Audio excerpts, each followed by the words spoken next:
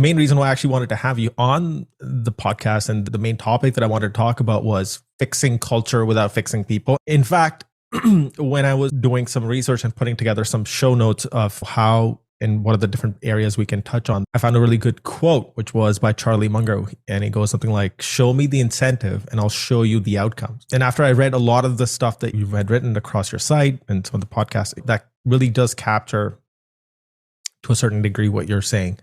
So I would love to know, in all your experiences, how did you get to a point where you were sitting there writing this article? Yeah. How did that come about? I don't know. So back to my DNA, right? I'm a technical guy, engineering background. And when other folks didn't see things my way, the immediate reaction was, they're so stupid or whatever. And it would be like, this is so plainly obvious. What's the problem here? And obviously, I don't know. I gave up on that approach after a while because I was getting frustrated and people were getting annoyed at me with the attitude that I was having toward them. And of course, this is somewhat hyperbole for the sake of good entertainment in the podcast. But it was just this sort of notion that getting people to change is something I can't do. I've found that I have some of my own personality defects that I'm fully aware of, yet they persist, even though, and here's the, I know that I'm a little overweight.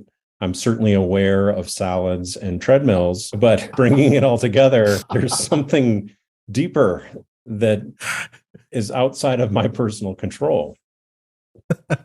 And that's a silly example, but we can look around at our colleagues and we can recognize that things aren't going the way that we would like them to do, yet whatever physical forces or forces that exist in the universe, folks keep on going back to the brownies and sitting on the couch,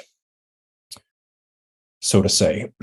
And the idea that we can just have a culture where folks are nice to one another, it doesn't really help until there's some structure to direct our good intentions. And there's lots of people on the interweb that talk about the culture and being kind to people and all these things that are really important, but it's not enough.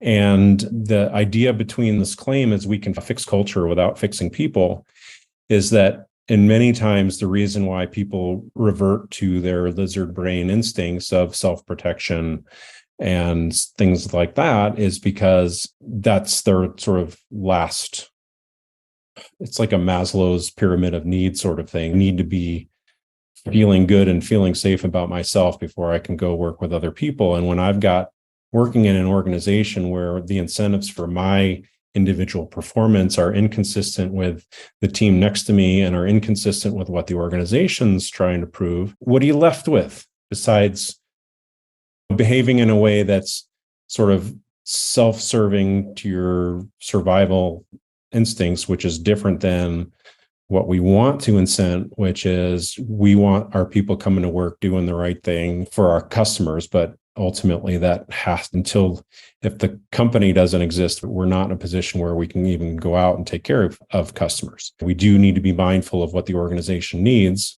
But anyway, all of it has to do with this idea that a lot of the behaviors, we'd say, you should think about other people. If my incentives are in line with your incentives, then I don't need to think about you. I can just go on my own merry, selfish way. And because your incentives are aligned with my incentives and are aligned with the organization's incentives, if we do all go back to our selfish ways, the organization will move forward. That's the idea.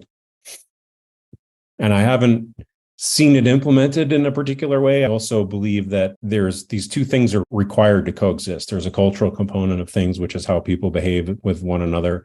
And then there's a structural component. And both of these things need to exist simultaneously because just having a bunch of nice people sitting around, that's Peace Corps. We're just here to be helpful.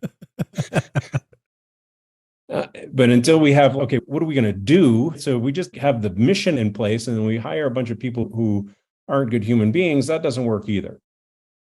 The idea is that if we're really clear on the purpose of the organization, how it is that we're going to get there, who's going to do what, and then how we're measuring it, it's going to start to attract people over here that says, oh, these guys know what they're doing. I'm going to go join on that team because then I can get the satisfaction of accomplishing something. So my question actually would be to reverse engineer what you were saying and put it in the context of some of the frameworks that you have shared is as a leader who's setting up an org and you're trying to You want certain results, whether that's in context to the revenue or in certain context to how people are behaving in the org. So where do they typically go wrong? And what are the, let's say, the frameworks or the key big ideas to keep in mind when thinking about those elements, from revenue to how people behave culturally? Yeah, you mentioned the outcome hierarchy, and that's a framework that I've developed that links together the things that there are people in this world that just will grab onto and talk only about that. So the outcome hierarchy for the audience has 5 levels. The top is purpose. The next one down is vision. Then we get to strategy. Then we get to tactics. And then the 5th one is metrics. We all know Simon Sinek, and we'll start with why. And so that's the purpose piece of it. And the idea is that if you have a purpose that's big enough, you'll figure out the how. Okay, great. I get it in theory, but how many folks just need to be told the purpose and then they can figure out the rest? We need a little more.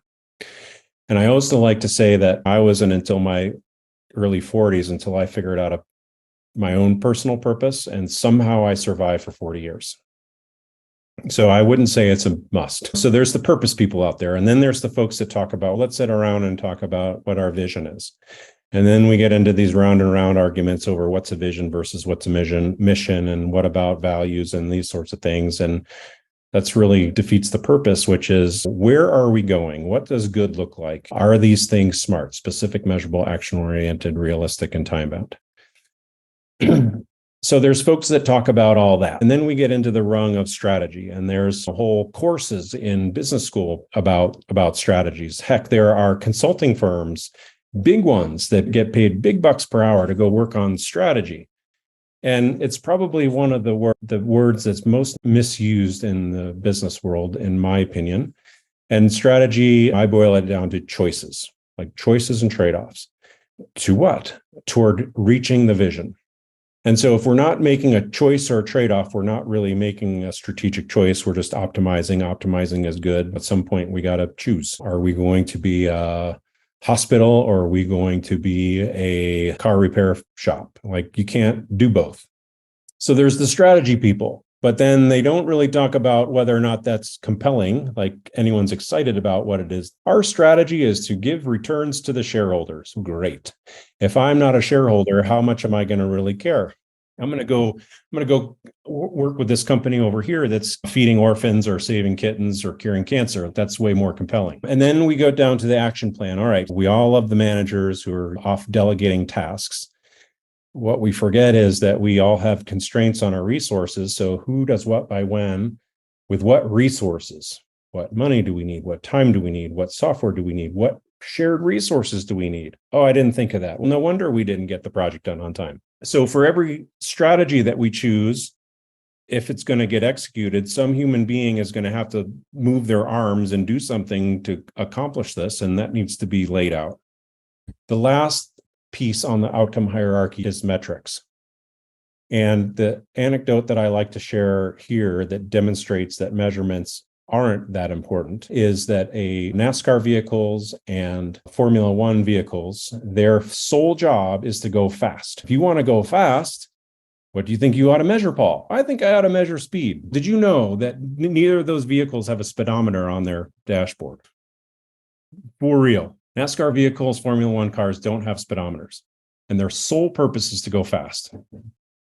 So if we carry this over to the business world, their sole purpose is to be profitable. It would be saying, you know what, we're not going to measure profits. Holy shit. What? Yeah. So how does that work? I don't know. Some folks look at a NASCAR fan and they're like, they're not so smart, but it's big business. And you think that someone might have come up with the idea, hey, do you think they've made choices not to put speedometers in the car? Given like it's an established technology, we all use it for the most part when we're driving down the local roads. But the professionals who are making way more than you and I are in a year choose to run their profession without a speedometer, without measuring the very thing that they're supposed to do, which is go fast. So the idea of this outcome hierarchy, you throw away purpose because most people of us are just drifting through life aimlessly, and somehow we're alive and surviving. And the NASCAR vehicle folks, don't have a speedometer, like the argument that Simon Sinek says that you have to have a purpose, and then all the sort of folks out there that are selling dashboards for the next management dashboard, what have you, they're not a must. But if you really know where you're going, you've vetted out the best way to get there, and everyone on the team knows exactly what it is that they're supposed to do, you're going to get there. And you don't need to measure. Like Mario Andretti, whatever. Hey, I can look in my rearview mirror and know whether I'm ahead or behind. I don't need to see how fast I'm going. So that's the comparison. My job is to be going faster around this track than my neighbors. So my speed is irrelevant. It's my relative speed to the other people.